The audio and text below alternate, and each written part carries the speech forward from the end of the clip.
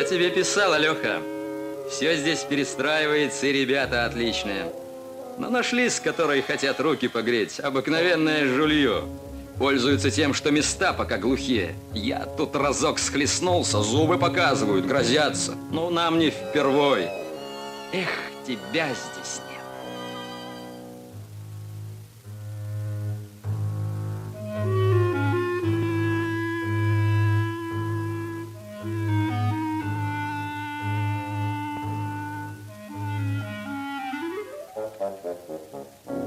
Отвечаем на ваш запрос. Причиной, вызвавшей аварию и гибель водителя Савицкого, была собственная его неосторожность во время гололеда. Расследование показало...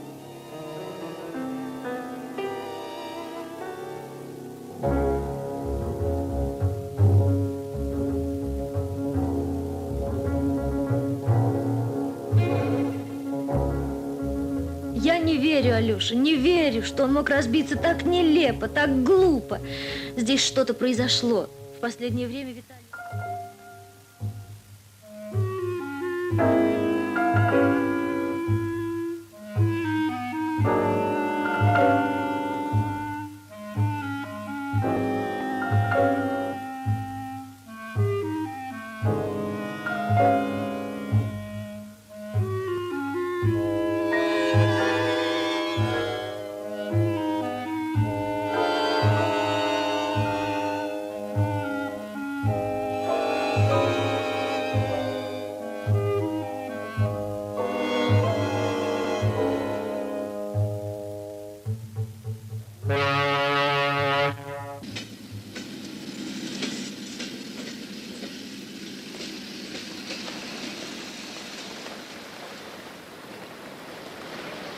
Газинск есть? Нет.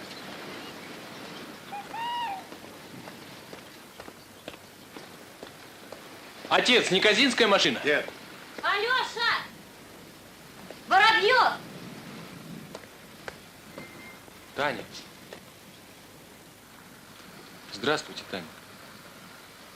Здравствуйте. Вы получили мою телеграмму?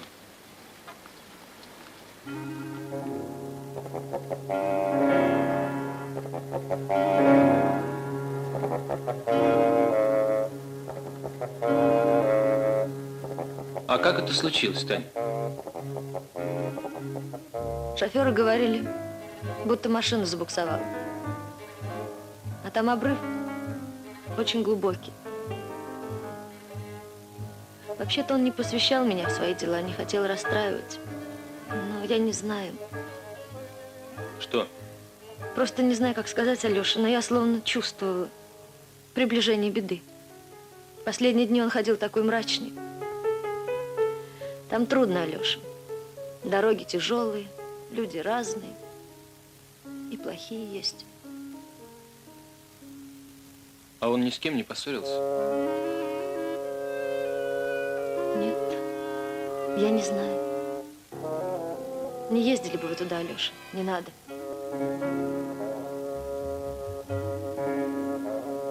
А что милиция? А что милиция? Они долго занимались этим делом. Ну и что? Гололед. Что поделаешь? Вот, водитель не учел состояние дорожного покрытия. Товарищ старший лейтенант, привезли. Можно заносить? Погоди чуток. Вот, переезжаем все. А ты кем ему доводишься? Товарищ.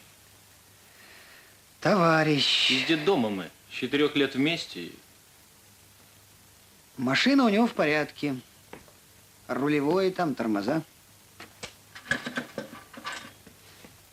На шоссе следы заноса, вот.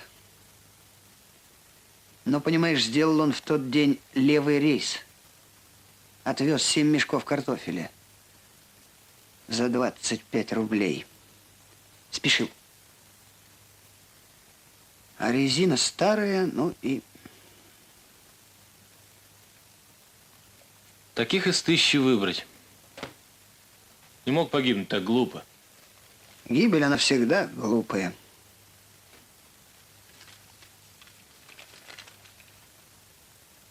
Что это, его письмо? Последнее. Работы по горло я тебе писал, Алёха. Но есть, которые хотят руки погреть. Обыкновенное жулье. Я тут разок схлестнулся, зубы показывают, грозятся. Но нам не впервой.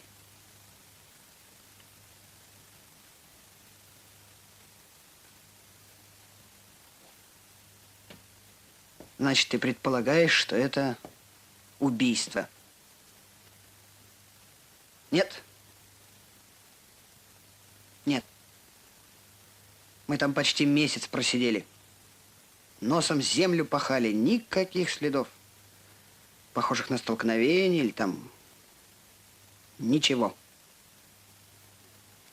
С ребятами толковали, на порядки жалуются, но ведь порядки это одно, а... Ну ладно. Ясно, в общем. Пойду я. Ну и куда же ты теперь? В Казинск. Посмотрю, что и как. Слушай, Воробьев, а ты не мог бы задержаться до завтра? У меня переночуешь, посоветуемся кое с кем, поговорим. Есть, понимаешь, одна идея, а?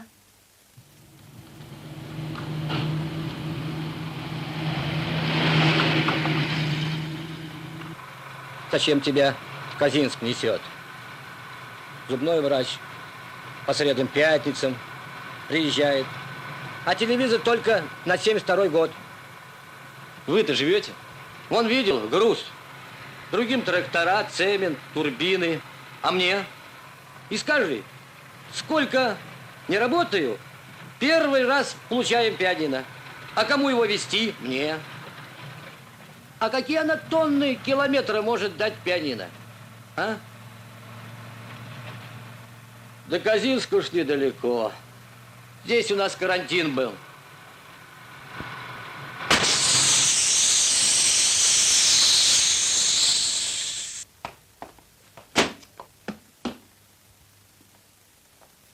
Да, домкрата у меня нет.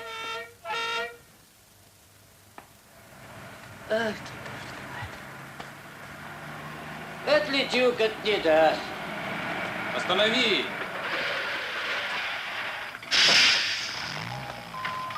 Гляжу, семафор поставили. Беда, понимаешь, домкрат нужен. Беда? У тебя, Поломарчук, всюду беда. Хоть за самоваром, хоть на диван кровати. М? Оставь домкрат, Летюк. Ну дай человеку домкрат. Оставляю пламенный привет.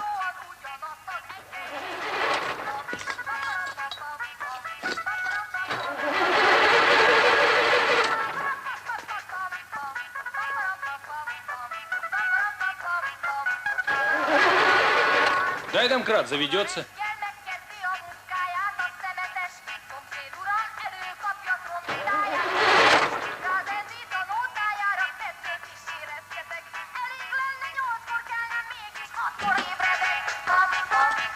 Казинский отдашь. Ага.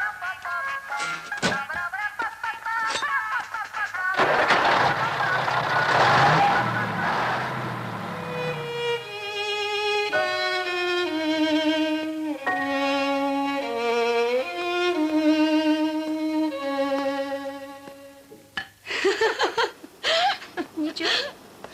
Ничего.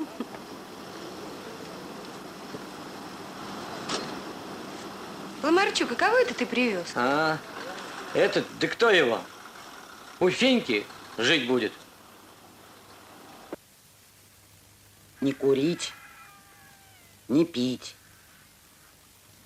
компаниев не водить. Я человек тихий, религиозный. Ладно, постараемся. А сколько? Значит так, 20 рублей. Ладно, согласен.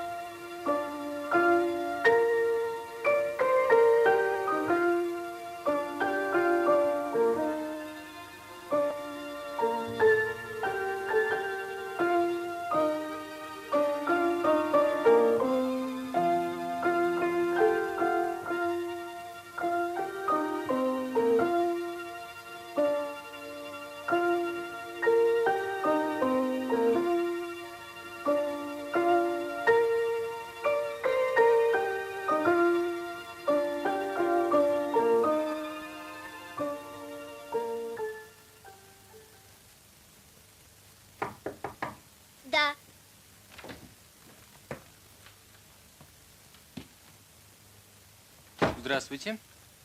Ты кто? Я ищу Таню. Татьяну Владимировну. Это моя мама. Она там стирает. А вы вдвоем здесь живете? Нет, еще дядя Петя, тетя Вера, Ким и Архип. Архип. Архип — это лошадь. Он любит хлеб. А ты Василек. Меня мама так зовет. А кто такой Ким?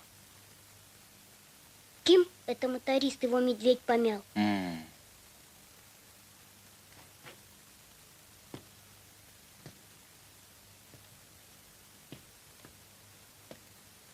Можно?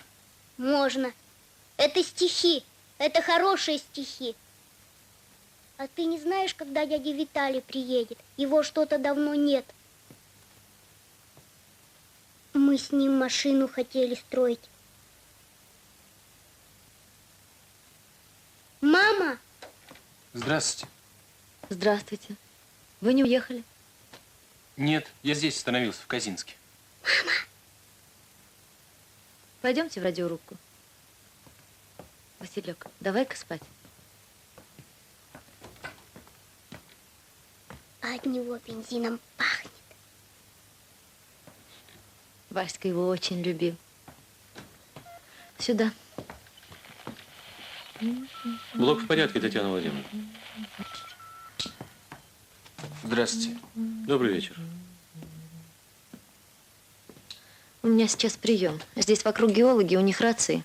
А прохождение волн плохое, приходится ретранслировать. Казинск. Татьяна Владимировна, как слышишь? 46-я совсем не понимает, антенну сорвала. Работает на хлястике. Как слышишь, Таня? Хорошо слышу, Кузьма Иванович. Что им передать? Ты знаешь, я правильно сделал, что поехал за ней в горы. Все, точка. В отпуск я 3 дня высидел без дела, больше не смог. В горах возле самой дороги родник бьет, настоящий нарзан, даже лучше. Так я его камнями обваловал. Приживаюсь помаленьку. Василек привязался ко мне. Зовет меня, конечно, по имени, какой я ему отец. Но отцом я ему буду, Алёха. Работы по горло, все здесь перестраивается, все горит. Нас 3 и все хорошо, даже прекрасно. Понастроят здесь дорог, городов, и буду я счастлив, что застал именно это время. Приезжай-ка сюда, Алёшка.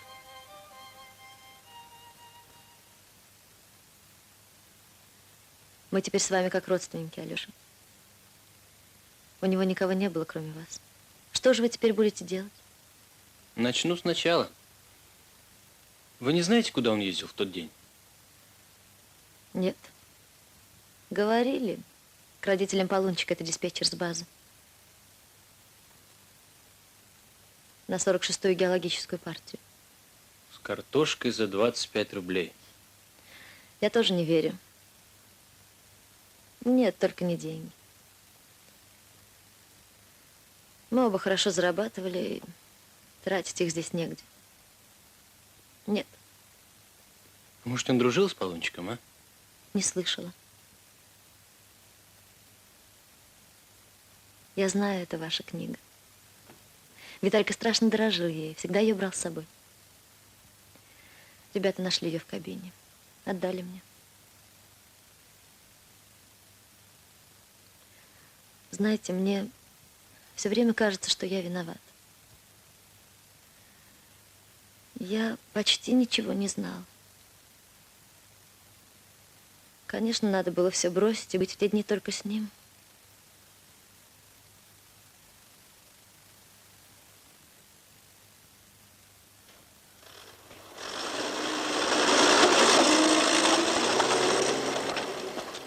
Отец, как начальника найти? Вот, туда направо.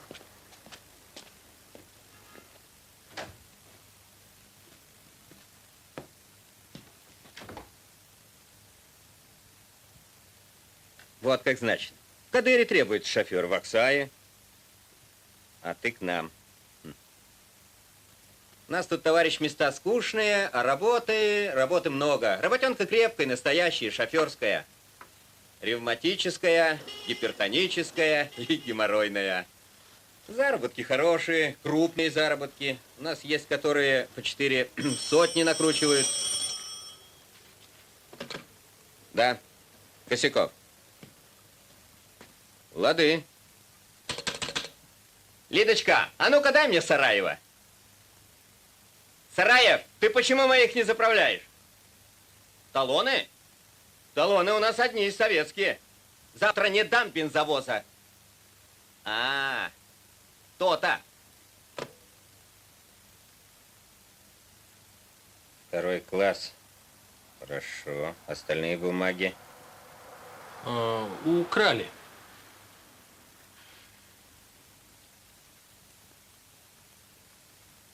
Может, подбросит. А нет, выхлопочь. На чем погорел?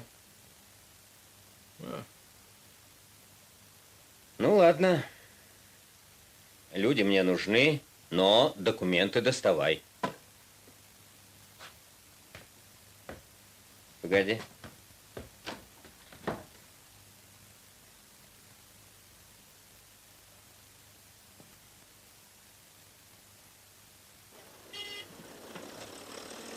Летюк, иди-ка сюда. Ох, возись тут с вашим братом, лес зеленый. Да. Вот товарищ к нам просится. Приятель, а шутку твою я разгадал. Скажи, а с виду такой смурной? Дизелист. О! Новички норовят здесь к скале прижаться. Мол, безопасней. А безопаснее у обрыва. А вообще-то работенка здесь. Со смертью сутками, как дитя с матерью. За рублем к нам или по иной причине? По иной. Понятно. Поверили, подписали, ратифицировали.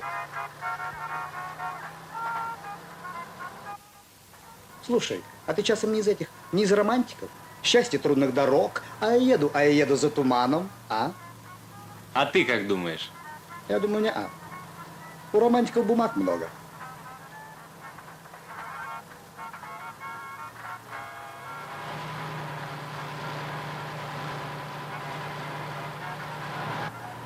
Где поселок Сивы-то?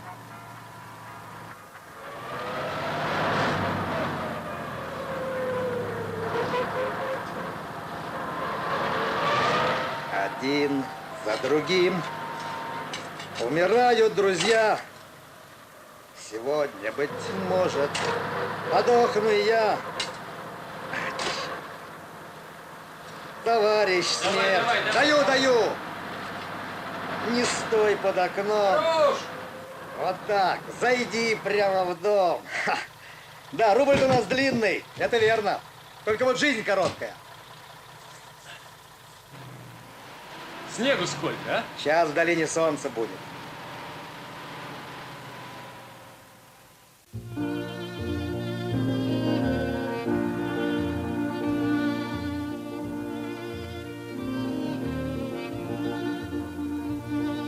В горах возле самой дороги родник бьет. Настоящий нарзан, даже лучше. Так я его камнями оббаловал. Приживаюсь помаленьку. Тормозни, а?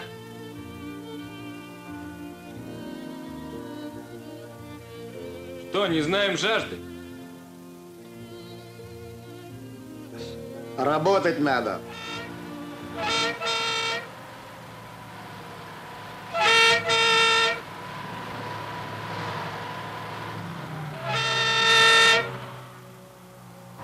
А ты, Карасов, услышь, когда голосок? Сторонись. А если встречная? Прицепом привалю. Побоится, чтоб крыло не порвал. Отстанет. Вот это и есть Аксай. Да, брат, сожрет эта химия нашу базу с потрохами. Кончится вольница. Жалеешь? Да как сказать. Вот дед мой ямщицкие времена жалел. Портовые времена, старательские. Эх, а здесь кто я буду? Повесил жетончик, снял жетончик.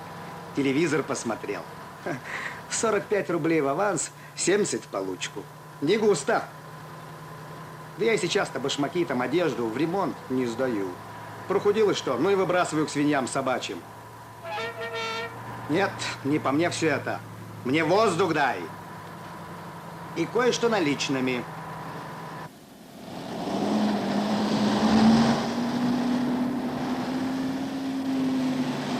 Профессор! Антон Иванович! Ну? Давай оформляться будем. В ЗАГСе будешь оформляться. В диспетчерскую зайди. Слушаюсь, товарищ академик. Новенький, побудь с машиной.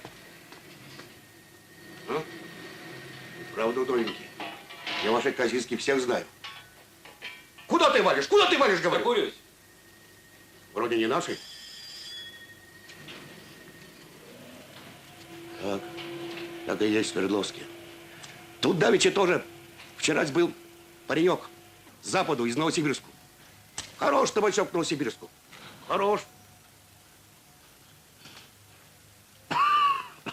Ничего, ничего. Сам-то откуда будешь? С Урала. С Урала? Ух ты.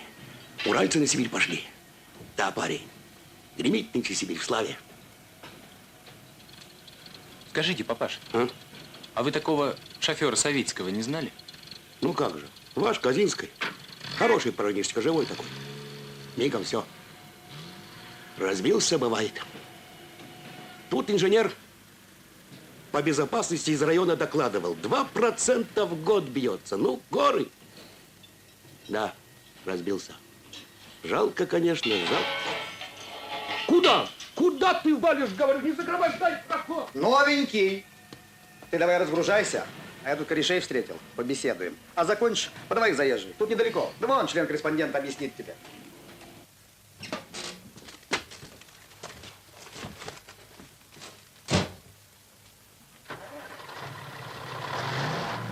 Ты что, ехать хочешь? Кто смел, тот 2 съел. Первым буду в Казинске.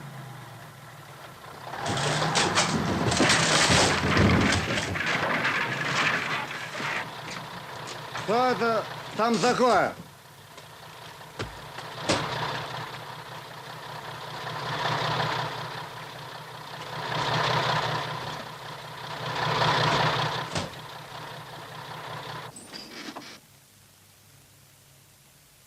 Ты что?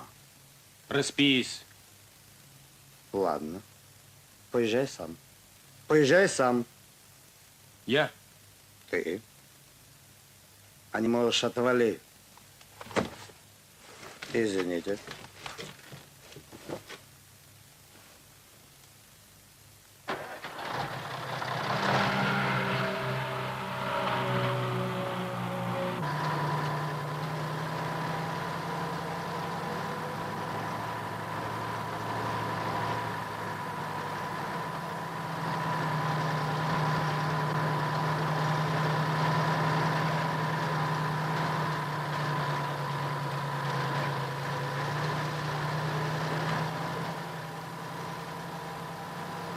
Что, кругом жара, а душа в сосульках? Год баранку в руках не держал. Год? Мало дали. А у тебя? Кто родич-то? Ну, отец на фронте погиб, мать умерла. Что завтра случится, кто может сказать? Я знаю, мне в будущем нечего ждать. Обиды, тоски никому не понять. Мне в жизни на все и на всех наплевать. Так выпьем, Алёха, не будем скучать, пока не пришлось помирать. Держись меня, Лёха. Я фарватер знаю. Мы с тобой еще развернемся. Попомни мое слово. Будешь вторым на тракте. О, инструмент. Кормаков, заведующий клубом, выписал в районе, а стоит у меня. А почему? А потому что наличные всегда бьют безналичных. Ну чего под ней лазать, пачкаться? Машина молодая. Что характерно? Как колобок тебе в руки везет. А резина-то тю-тю. Не ее резина. Корова, что ли, за 8 тысяч протектор сживала? А? Корова. Я не знаю, меня это не касаемо. Я механик, мое дело механическое, простое. Ну вот так. Левый коренной лист лопнул. Раз. Бобину кто-то старую поставил, треснутую. Два ската неродные восстановленные. Углядел. А я думал, ты телок. Мое дело шоферское, тоже механическое.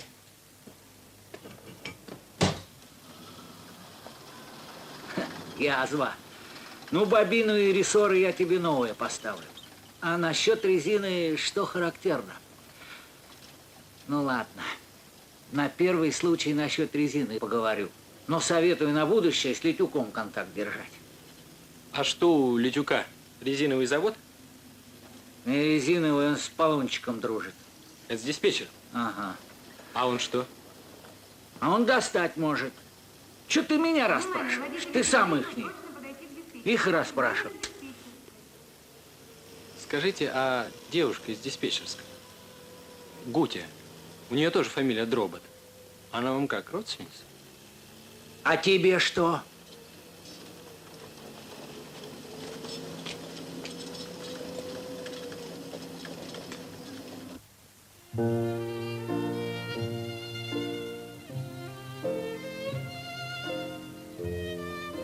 Здравствуйте. Вот химию читаю. Скукотища. Это я должен был спросить. Что спросить? Что вы читаете? Ну так. Девушка, а что вы читаете? А вы скажете. Книгу. Какую? Химию. Интересно? Скучно. Чудак. А зачем вам, правда, химия? Да все стараюсь поступить. 3-й год стараюсь. У нас школы-то не такие, как в городе. Учителям надо и за скотиной ходить, и за дровами ездить. А городским, конечно, легче поступать. Больше знают. И куда ж вы хотите? Ну вот, химические хочу. У нас комбинат большой строится на Оксае. И говорят, химический расширит. Нравится. Да там просто конкурс будет маленький. А вы мне сразу запомнились. То есть понравились. Еще там, на трассе. Поэтому и зашел. Ну да, понравилось. Всегда так. Гутя, ах, Гутя, вы мне не пойдете ли на танцы? А потом путевочку получше. Ну вот что, дело есть ко мне? Что нужно? Действительно, дело есть. Ну вот, видите, я же говорила. Небось, рейс за трубами. Нет, мне не трубы. Дайте диспетчерский журнал посмотреть. Зачем? Хочу посмотреть, какие у вас рейсы бывают. Ну, какие хорошие, какие нет. Возьмите.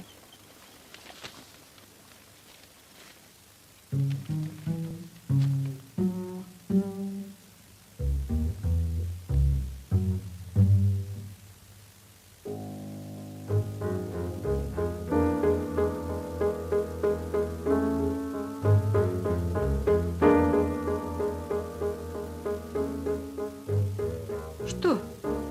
Да вот странички нет.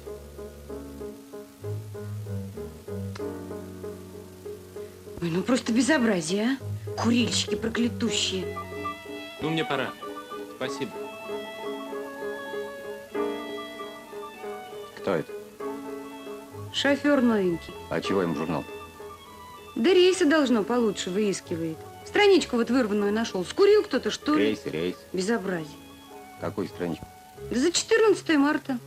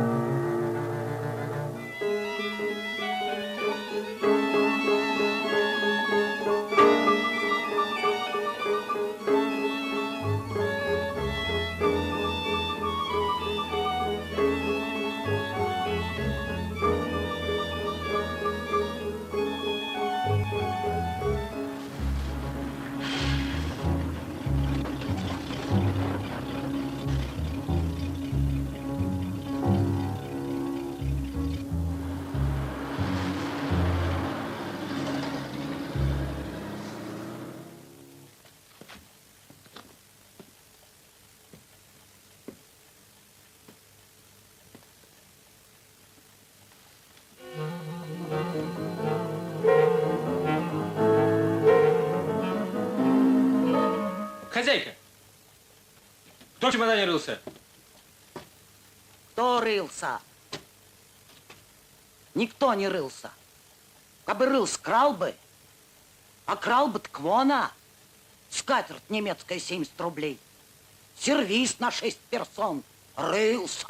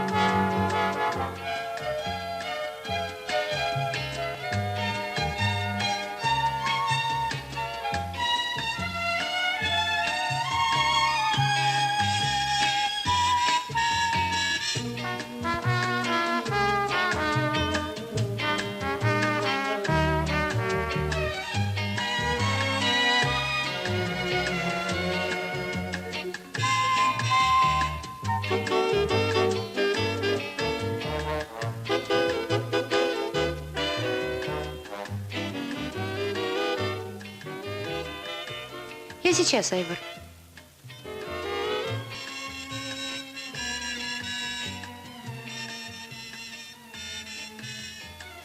Воробьев, что же вы? Вы меня, что ли, искали? Нет. Я хотел... Гутя, вы никому не говорили о вырванной страничке из журнала? За 14. Я?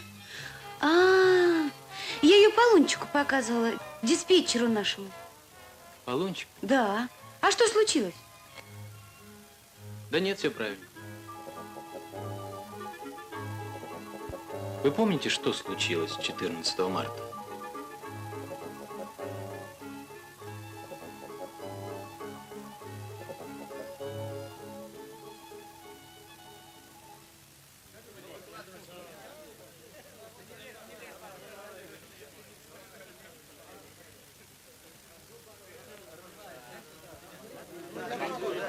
Ну, говорит прадед, самое главное в жизни – жених дорогой. Свет-то наша Афоня – это проверочка. Вот именно. Проверочка. Ты что не пьешь-то? Давай. Показывает он на плетку сыромятную. Ты когда-нибудь видал старинные плетки в 10 хвостов и говорит, перетяну пониже спины. Ежели выдержишь, не завопишь, не дрогнешь, отдам дочку. Парень ты фартовый и на золото тебе везет. А вот характера твоего я не знаю. Ну, сегодня везет, а завтра нет. А характер? Характер – главный капитал.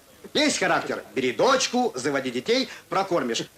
А сейчас поворачивайся задом. Прадед был такой, рассказал, значит, точка. Ну и что? Повернулся Афоня, тут прадед и врезал ему. Ну, так у нашего завклубом радиола не орет, как Афоня завопил. Выскочил в дверь, все, большего в Казинские дни видели.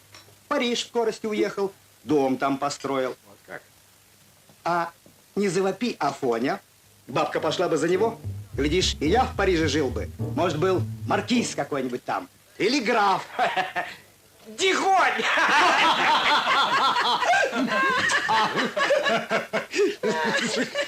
Леха на жизнь не знает. Да где ему? Этюк, да. Пиво кончается. Мне только не нальет, а тебе нацедит. Ну, я пойду. А насчет проверочки, это правильно.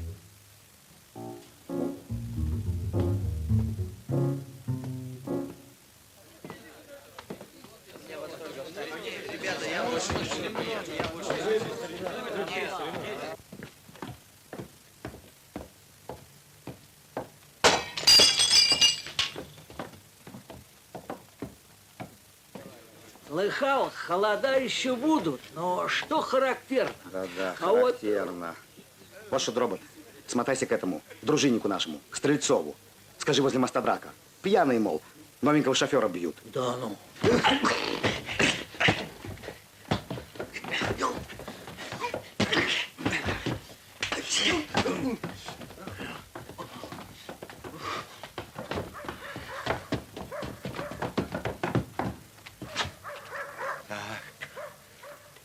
Ну, башка цела?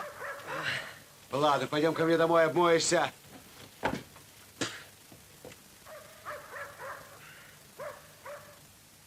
Пуговка твоя? Да вроде нет. Ну за что? Что вы не поделили своей компанией? Ты ведь у Рутика на буксире был. Слушай. Что? А ты Витальку Савицкого знал? Ну, знал. Толковый был мужик. А в чем дело? Ты что ли его знал? Знал. Да, поковырялись мы с этим делом. Поковырялись, знаю. Левый рейс, 7 мешков картошки за четвертную. Да? Что же, он святой, что ли, был? Ты бы повез за четвертную? Нет. А ты что, святой? Так ведь было же что-то. Ведь на спидометре. А что было? Что? Что уж теперь? Ведь погиб он. Погиб или убили? Да? Доброе утро. Здравствуйте. Вот вчера кадыри достал. Что надо сказать, Васек?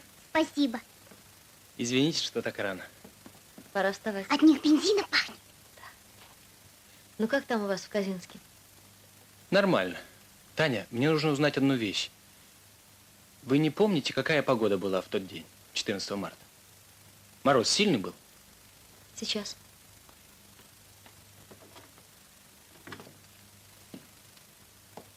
А что это за сучочки такие?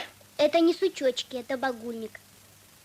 Он всю зиму притворялся, будто ни живой, а сам оказался совсем живой. И такой красивый, с цветочками. Мы с горы его принесли.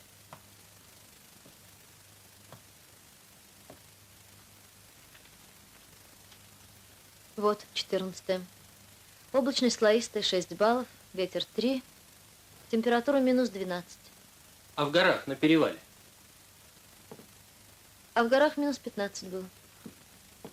А сегодня сколько на перевале? Сегодня минус 10. Ладно. Спасибо, Таня. А вы не знаете, что это за цифры? Он там на базе что-то изобретал. Вообще-то он бережно относился к книгам.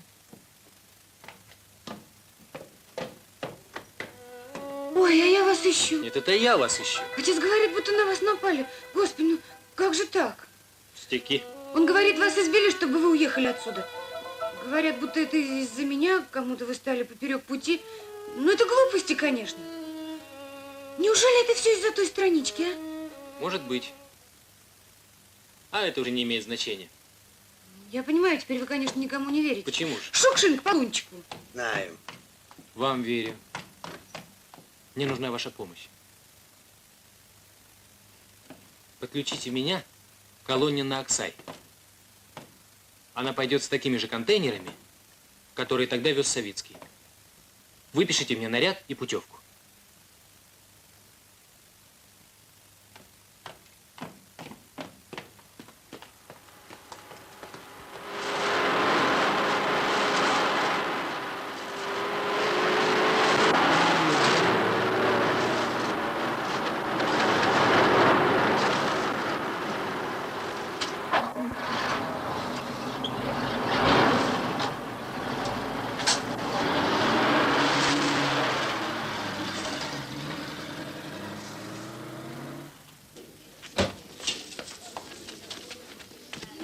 Семь мешков картошки, отец.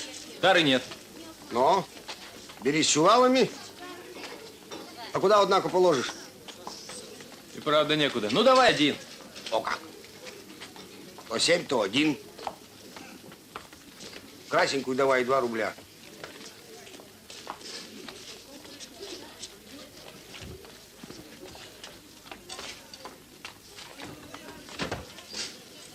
Отец, помоги, а.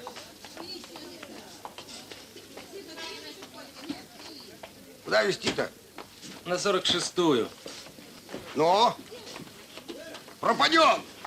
На перевале померзнет. Вот и я думаю, что померзнет. Ну?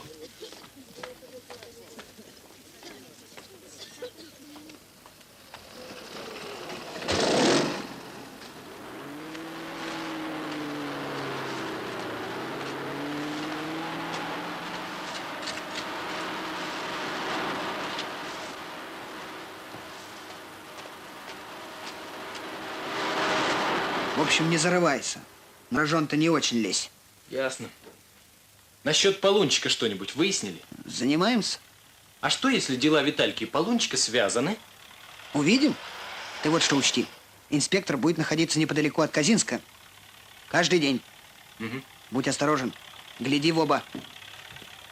А с картошкой ты здорово придумал. Только не в одиночку, не в одиночку. Уже не в одиночку.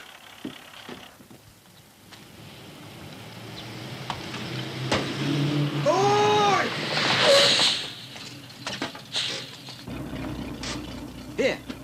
Дай закурить.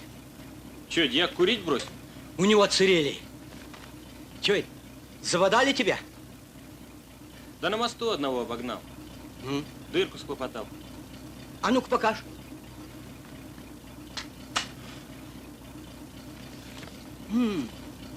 Смотри, гад какой. Уговорил бы и обошлось. Поехали.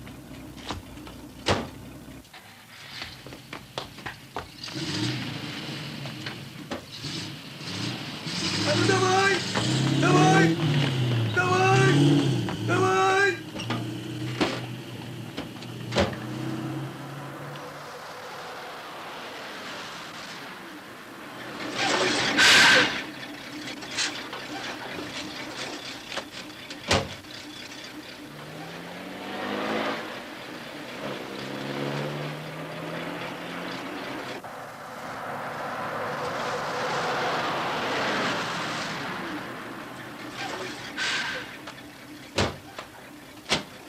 Ты где так долго задержался?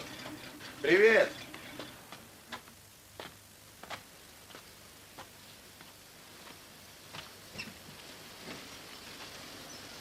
Че это? Картошка. Везу тебе на хозяйство.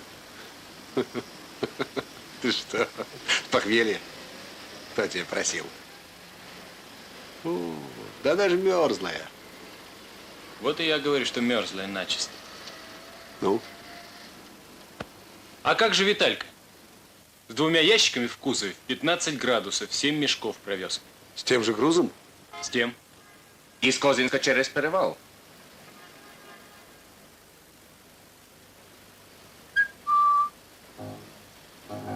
Вы мне скажите, что это за записи. Залезайте. 128, 256. Да тут все вдвойне. 128 от нас до 46. В обе конца 256. Ну, правильно. Ну, а остальные цифры?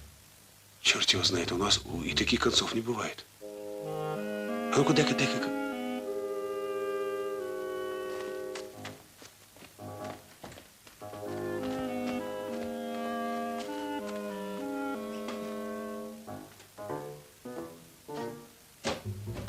Савицкий разбился здесь. Но на спидометре у него было в этот день 200 километров. А разбился он на 134-м.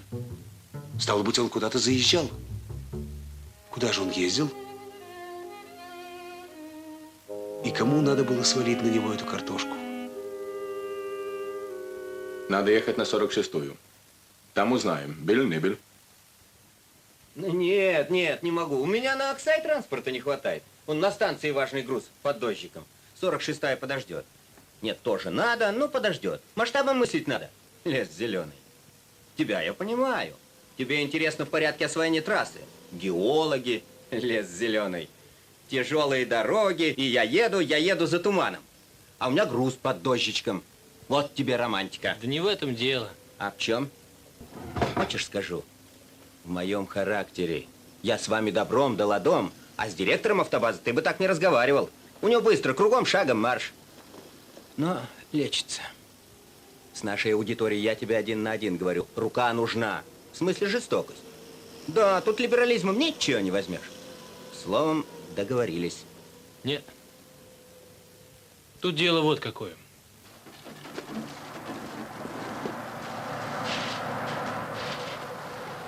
Что ты? Что ты хулиганишь-то? Видал? Хулиганить. Будет полоскаться 3 часа, как с бабой в баньке. Дай прикурить.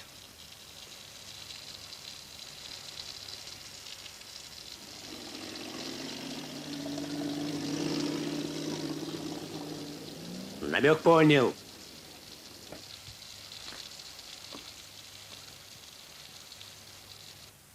Так.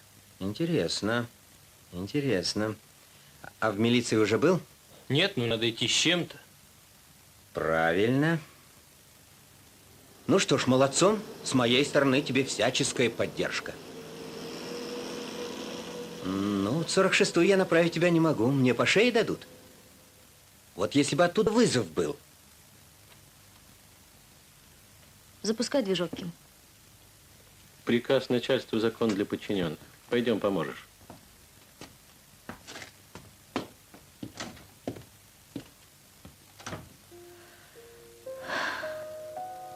Гутя, постарайтесь не оставлять его одного. Это очень важно. Особенно сейчас. Будьте с ним, куда бы он ни поехал, в одной кабине.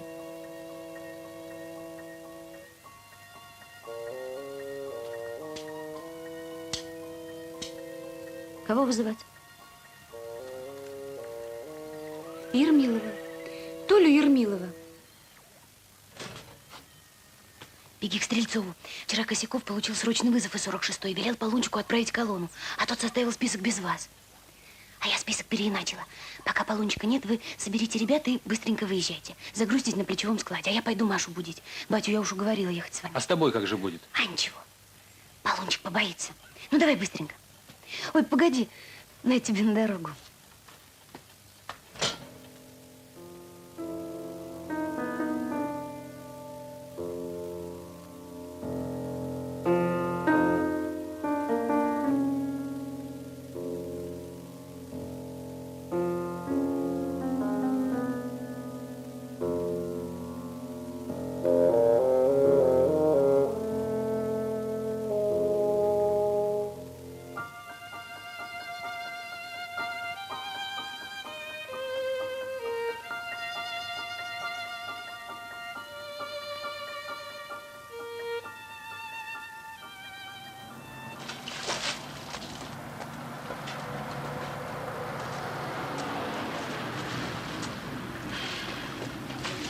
Матвей! У Пономарчука радиатор потек. Понимаешь?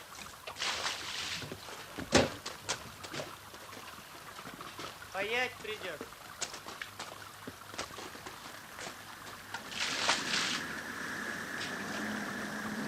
О, смотри, смотри! Тихо.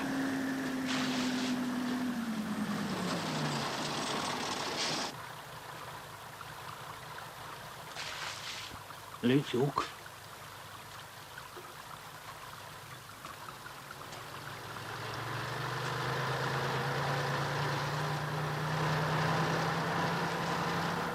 Порожняком дует. Видно, догнать хотел.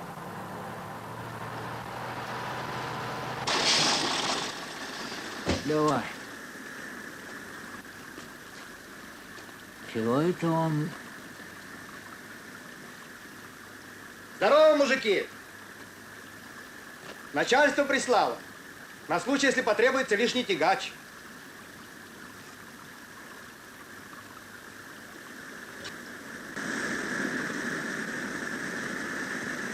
Каждую весну приходит сюда этот старик Дмитриев, вольный старатель. Все, понимаешь, самородок ищет.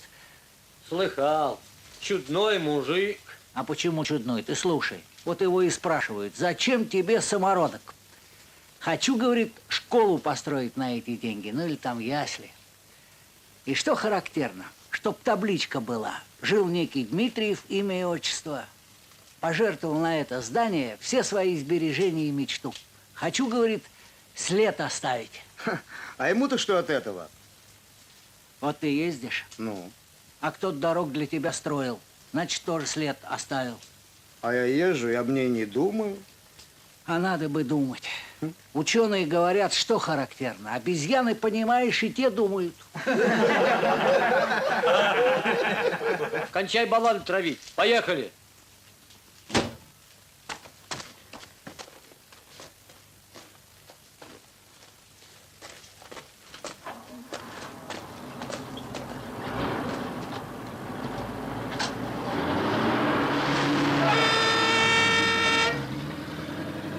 нравится мне все это. Чего прискакал? Кто выпустил?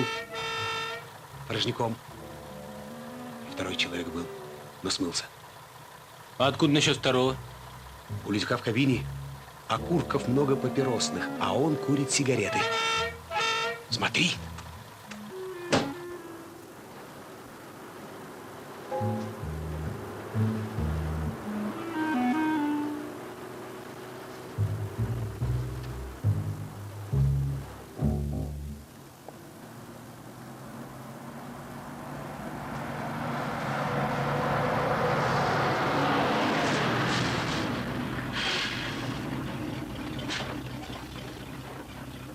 Значит так, мою машину дробот под разгрузку погнал.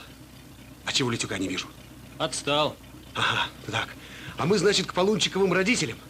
А то как бы нас не опередили, а потом на разгрузку. Был, голубчик, шофер, был. Как раз в марте. Не то в феврале. Как раз на Евдокию.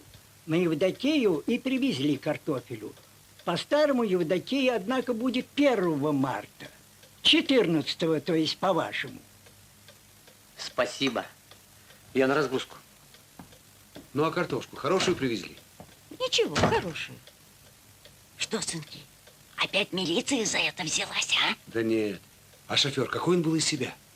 А кто его, разве упомнишь? Да ведь... Спешил он, который подрядился. Сгрузил, четвертную ему сноха вынесла и укатил. Старики не будут врать. Может, привозил, но кто-то другой, кто мог укрыть мешки от мороза. Как на картинке. Ну-ка, заводи. Разворачивайся. Куда? Засекай по спидометру.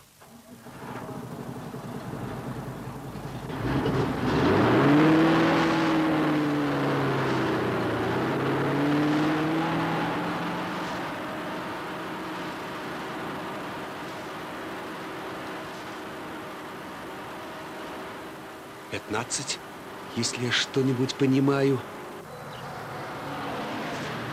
Стой! А ну, сдай.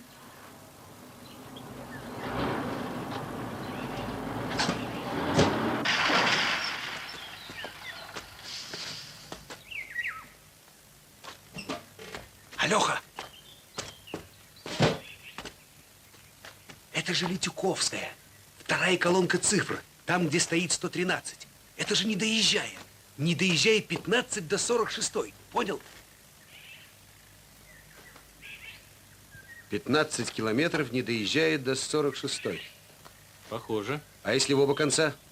30. Литюк? Литюк курит только сигареты.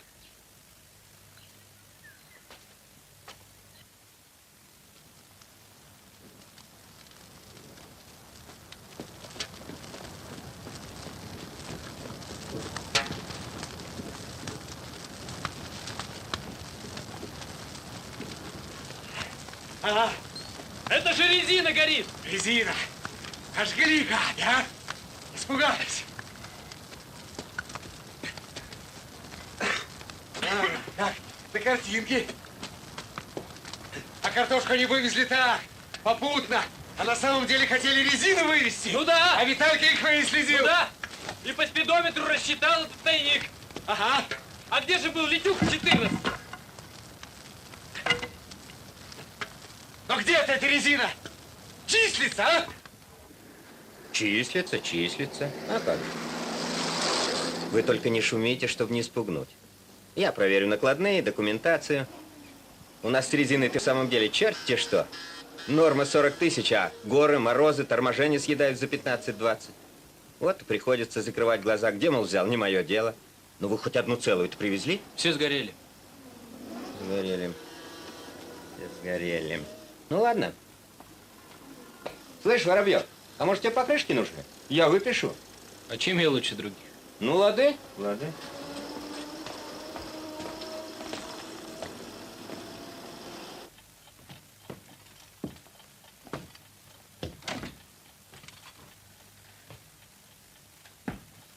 Ну?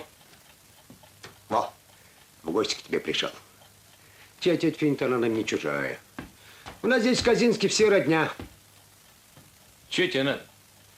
Эх, Воробьев, Воробьев, чего ты в этом деле колупаешься? Ты что думаешь, умнее всех, что ли? А ты думаешь, что хитрее всех? Это о чем? О том, что скрыл следы, и думаешь, можно жить спокойно. Это еще надо доказать. Постараюсь. Ну-ну. Эх, Воробьев, Воробьев. Не знаешь ты нашей жизни.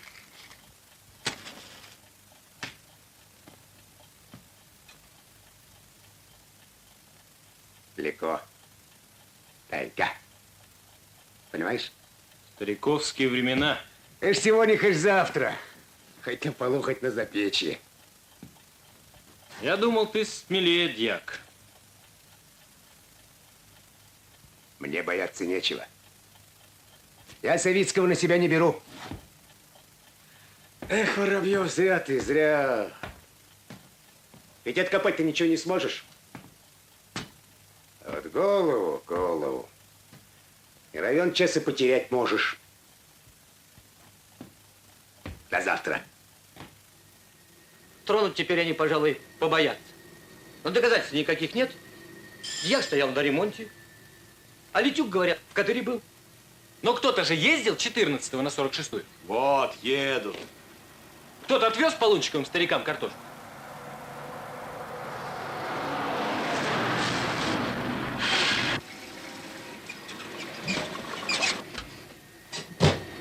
Ну как с Полунчиком говорили? Братцы, еще такие дела! Летюк 14-го был в Кадыре. Полунчик дал. Путевка Литюка, подписанная в Кадыре за 14-й. Сам дал. Ну, в этом-то все и дело. Сказал, рад услужить. Обещал восстановить все записи, кто куда ездил в этот день. Ну скажи. Факт. Подпись, печать. Может, Гири там был? Гиря был в райцентре в этот день. С главным инженером. Сам. Полунчик. Ну? Да. Подпись Бобрищева. Из Кадыра. Его рука. Что ж теперь, а? Надо ехать в Кадыр. Слушай, а ты мне наврала. Ну что тебя Полунчик отпустит? Ой, отпустил. Он же теперь боится. А что бы ты делал без меня-то в Кадыре? Хорошо бы мы ехали в большой город. Очень хочу в большой-большой город. Вот к нам приезжали артисты из Омска, показывали Чехова «Трех сестер». Чудесно. Сестры, знаешь, говорят, в Москву, в Москву. А девчонки захихикали сразу. Как же, конечно, там магазины, цирк, все такое. Ой, дуры пустоглазые. Ведь сестры-то к лучшему стремились. К чему-то такому, знаешь, ну, я не знаю. Я понимаю. Угу.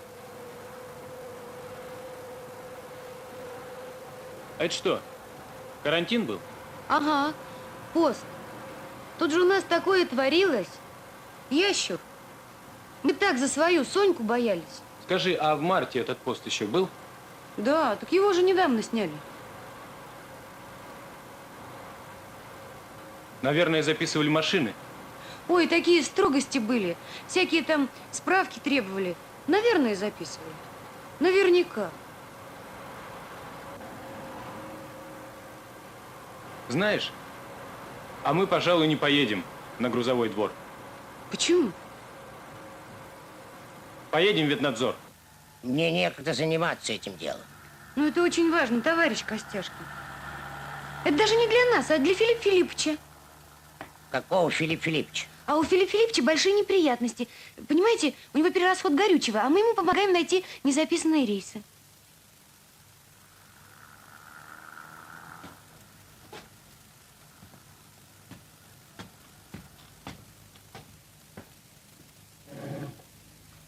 Вот. Стоп. Угу.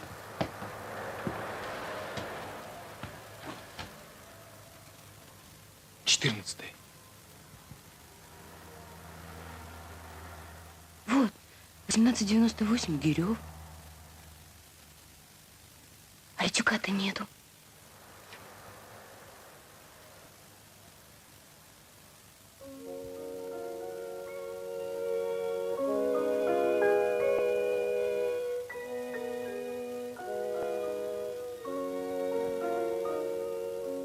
А у тебя, оказывается, длинные ресницы.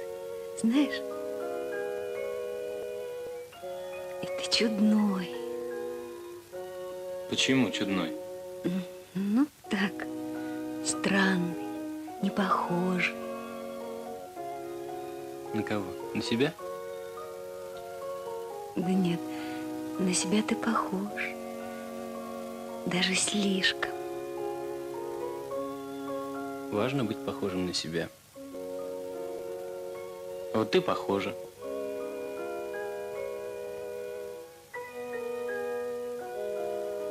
Кстати, а кто это Филипп Филиппович? Ну, про которого ты инспектору ветнадзора говорила. Я его просто выдумала. Я испугалась, думала, что он нам книгу не даст. А на чужую беду люди всегда откликаются. У Филиппа Филипповича неприятности, перерасход горючего.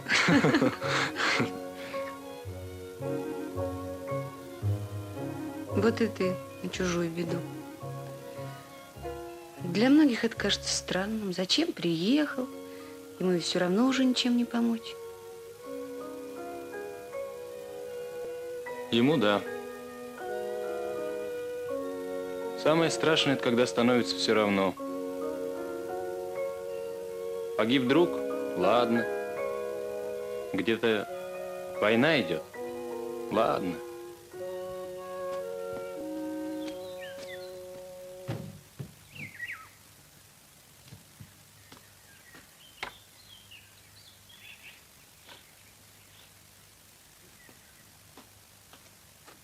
Добрым утром, Архип! Не вешай нос.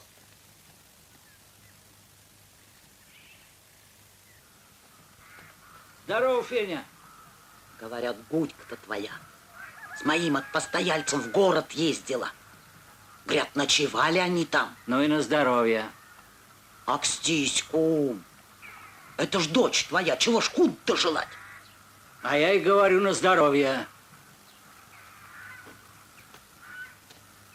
Ну, чего разглядываешь? Если с умом, то не поспешат, разберутся, а если ума нет, так постоялец дома. Ну, ключ от машины забрал. Дома. В научных статьях пишут, что характерно. Но не девки по общему состоянию и умственном развитии в 17 лет, как ранее в 20. Ну, с опережением зажигания.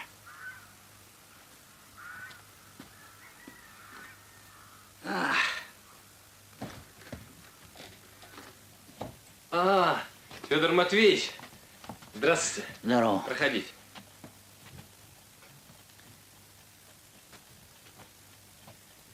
Тут вот что.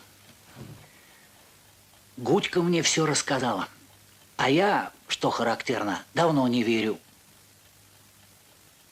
что в этом деле Савицкий все чисто. Что ж вы до сих пор молчали? Ну да, молчал. Хочешь знать почему? Потому что дома у меня 5 ртов. И что характерно, есть просят каждый день 3 раза по городскому. А ну как ты ничего не докажешь. Ты чемоданчик на плечи на станцию, а я куда с моим кагалом? И то правда.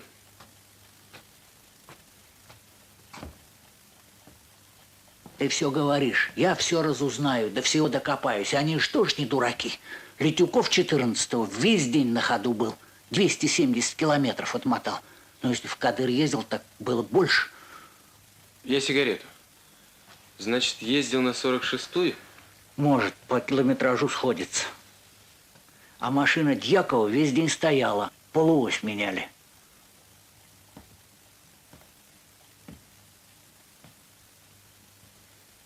И еще ниточка тебе.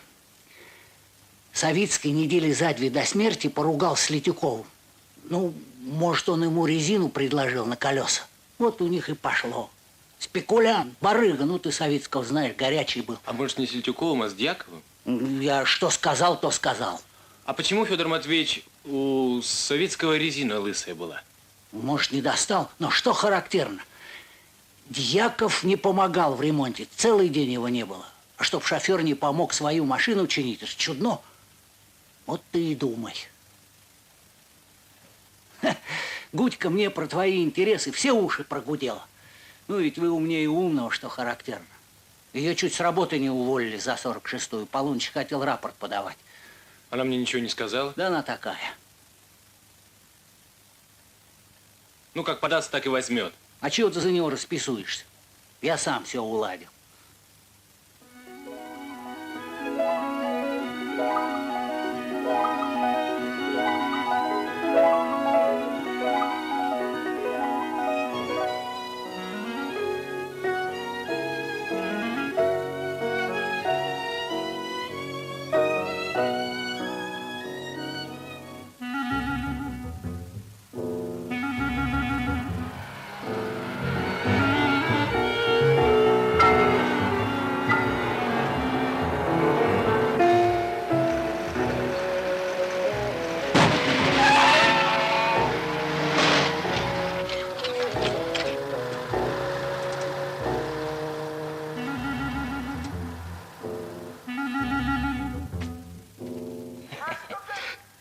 Доехали? Спи. А я не сплю. Я все размышляю. Слушай, кем он тебе приходится? Сейчас вот он придет, растолкует. А чего толковать? У Лютюка обгон рисковый. Все знают.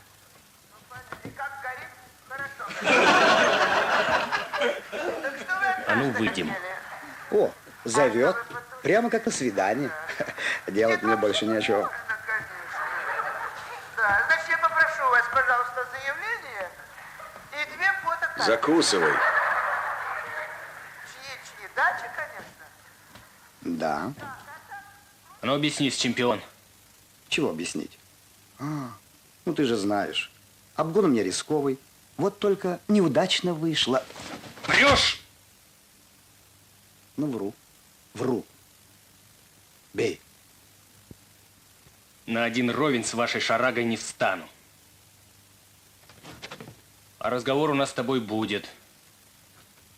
О чем? О Витальке Савицком. А что нам с тобой о нем говорить?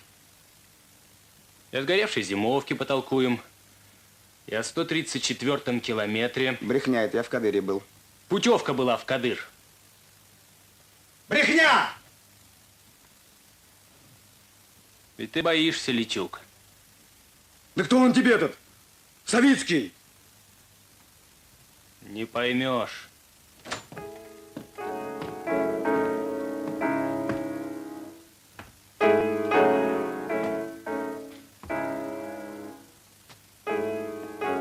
Гляжу, даже ни разу и не врезали друг другу. Отвали. Интеллигенция.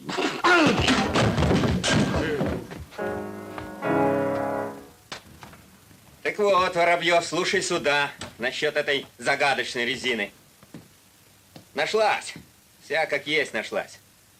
Вот она. В актах на списание. Приходится преждевременно целые горы списывать. Сейчас поглядишь. Да я не об этой, а той, что сгорела. А я тебе про нее и толкую. Вот она, вся ненужная. Ее Полунчик к 46-й вывез на зимовье. Зачем? Как зачем? Милый, ты у нас ничего не знаешь. У нас к 46-й речка подходит. Вот. А речникам эти покрышки вот так вот нужны. Каждую весну у нас клянчут на кранце. А у Полунчика родственник там речником работает. Вот он по-родственному-то ему и заготовил. А кто-то нечаянно зимовик ты спалил дотла. Напрочь. Вот. Ветер-то пепел развеял. Ну, все это ерунда. Мороки только нам задаешь. Теперь я тебе. Слушай сюда. Аварию ты сделал на 49 рублей 80 копеек. Раз. Бензин пережег 70 литров 2. Без документов работаешь 3. Из диспетчершей моралку разводишь 4. Словом так. Деньги за аварию и все это такое мы как-нибудь спишем, а ты давай по собственному желанию. Жаловаться не советую, веры не будет. Бумагу на тебя представим. Ты тут, говорят, воду мутишь. А нам работать надо, а не митинговать. Работа главная, дорогой товарищ. Работа. В горах она тяжелая, ревматическая, гипертоническая. И геморройная. Но уезжать отсюда я не хочу.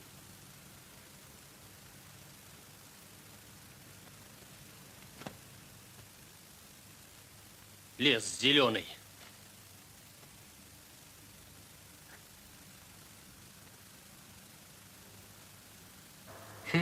Ни разу не видел здесь оленей. Оленей? Ну? Соболя видел, медведей, а оленей нет. Увидишь. Да, кстати, ты собираешься уезжать или... Не знаю, рано загадывать. Ну почему же? Ты свое дело сделал, теперь пускай следственные органы. Дай еще малость времени. Зачем? Понимаешь, тут не все просто. У меня такое чувство, что Летюк тут не совсем. Ну, он каким-то боком. Замазанный он. Запутался, черт, не те слова. Вот тогда в Аксаре, когда он просил, чтобы я его ударил. А ведь ему надо было, чтобы я его ударил. Понимаешь? Надо. У него на меня злобы нет. Вот дьяк, тот злобный, тот с камнем ходит, а Летюк нет. Разберемся? Да нет, я хочу сам. То есть, не в этом дело, но я хочу, чтобы Летюк... Понимаю. Ну, давай так. Еще день и... 2. Ну, ладно. Давай 2. Да не бойся. Дурья башка. Что же, я за себя, что ли, боюсь?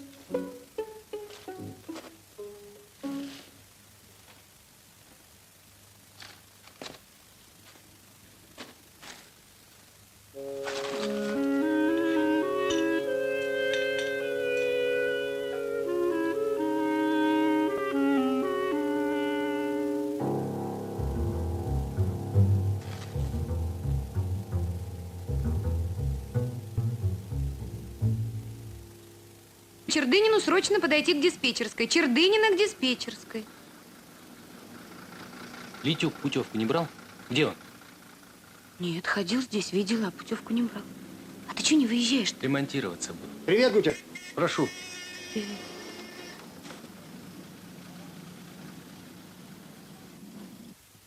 Гуляешь?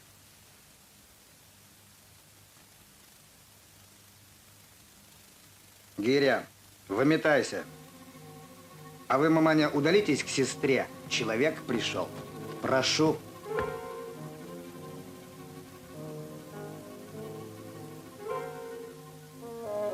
Ведь ты в тот день не был в Кадыре.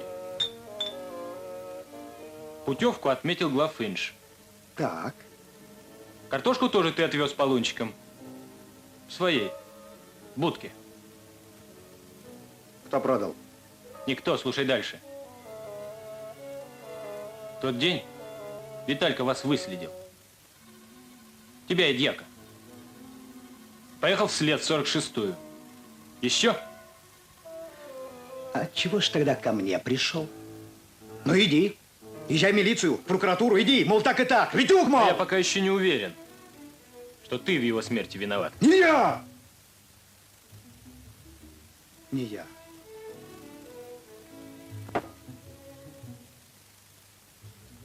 Хочешь, тебе расскажу? Хочешь? Ты того не знаешь. Только что сверху. А дьяк с главынжем давно знакомы. Сидели вместе. Сколотили брашку, ну и я купился. Дали новую машину и пошли. Приписочки, прибавочки, резины при торговле, запчастями. Фарт пошел такой еще. Я, брат, сам год назад такое турне на Кавказ закатил. Гром гремел. Ну, Савицкий приехал. Увидел как-то, что покрышки сложили у Полунчика. Стал приглядываться. То, сё. Горячий был. Бросился к Главынжу. А Главынж велел резину в зимовье. Вот ты правильно говоришь. Я в ту же будку картошку взял для Полунчика. Савицкий нас зарисовал, поехал вслед. Мы тоже его приметили, сгрузились и за ним.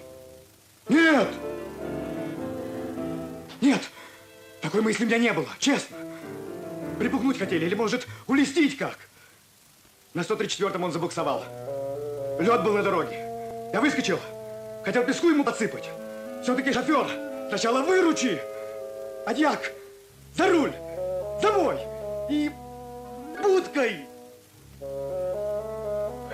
Тот не ожидал,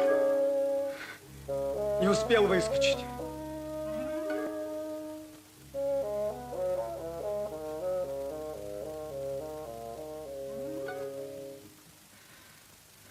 Дьяк потом говорит, все, одной веревочкой связаны. Машина твоя, поди докажи. Будешь молчать, все спокойненько. Ну, сообразили, как на Савицкого картошку свалить, чтобы рейс мой прикрыть. А Главын в Кадыр съездил, с путевкой моей там схимичил, спокойненько. Только не очень спокойненько было. Да все боялись. А тут вот и ты приехал. Хочешь знать, зачем дроба ты тогда послал стрельцу? Ты не поверил, что ты из-за кореша приехал. Кто бы себя станет гвоздь совать? А уж потом поверил. А, это просто. Дьяк что-то возле машины твоей вертелся. А я так решил, одного загубил, другого не дам. Главынжу, быстренько! Закрой дверь с улицы. Ну! Водишь меня в Кадыр. Сперва Косяков, теперь вот ты. Загнали в угол. Тебе хорошо, ты вон какой благородный. А мне-то как?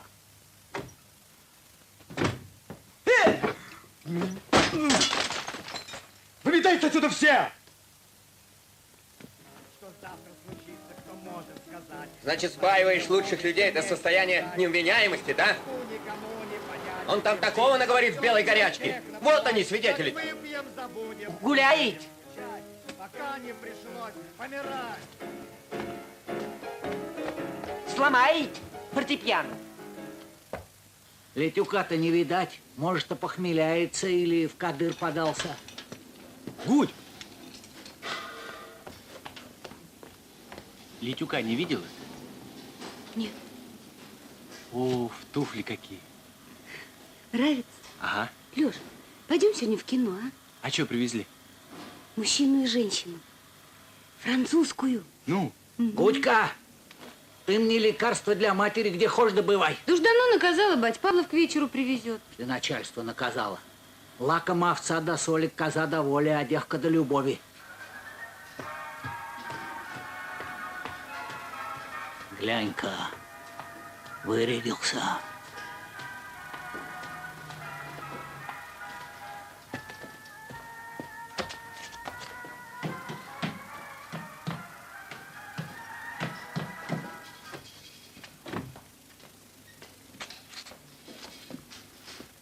Бензин тут. 40 лет на бензин курю. Что характерно, пока не взорвался. Ты гляди, сейчас там полыхнет.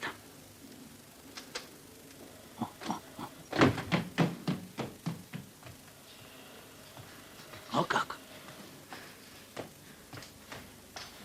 Неужто в прокуратуру поедет? В Кадыр. Ну как? Поедет. Куда он денется?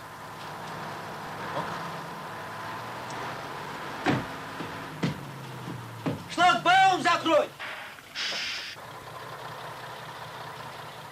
Закрой шлагбаум! Шлагбаум закрой! Шлагбаум закрой! Шлагбаум закрой, приказываю.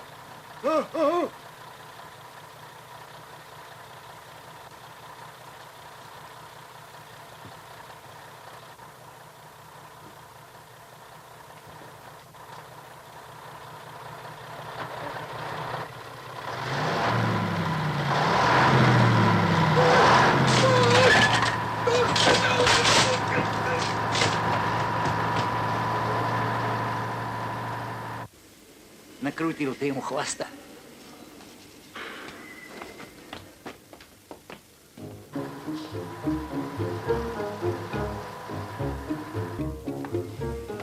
Добегали.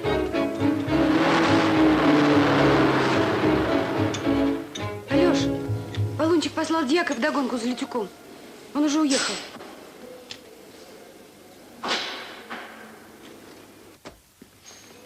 Федор Матвеевич, Паломарчук на ходу? Так тоже не машина, то колымага.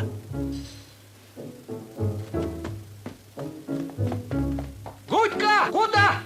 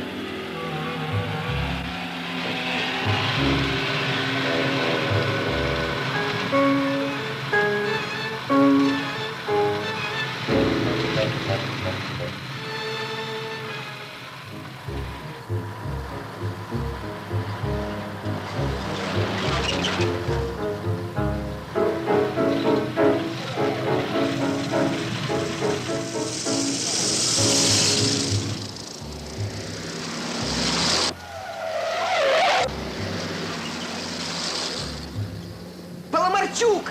Спятил, что ли?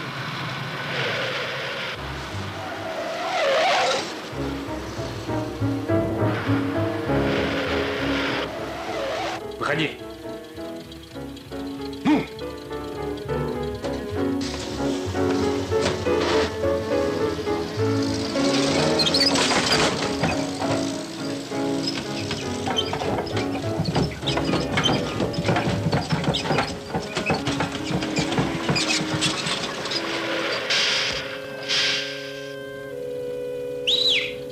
Убери карету!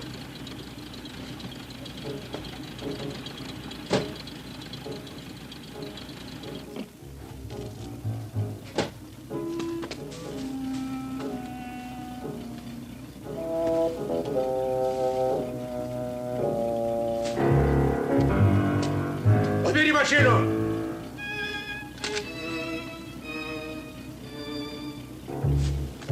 Убери машину, а то получишь картечью. Не стреляй, ты слышишь? Не стреляй!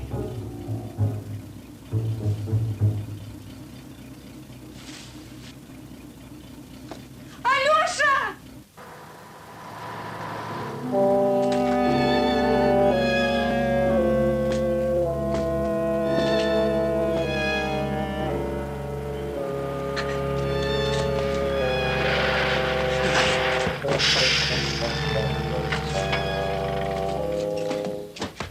Алёша! Алёша! Уйди! Встать! Он стрелять хотел, стрелять!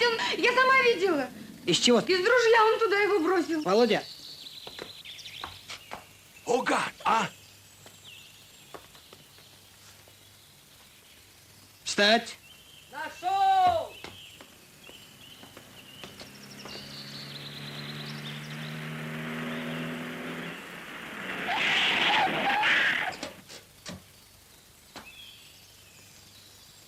Сколько раз говорил Летюку, лихачество до добра не доведет.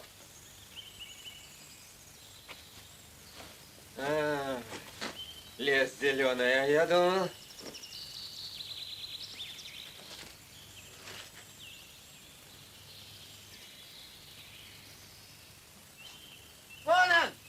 летю. Вон он. Не гарантирую. Не гарантирую. Может, скрыться надо бы, арестовать. Да пошел ты. Ладно. Ну ладно. Прошу. Ладно,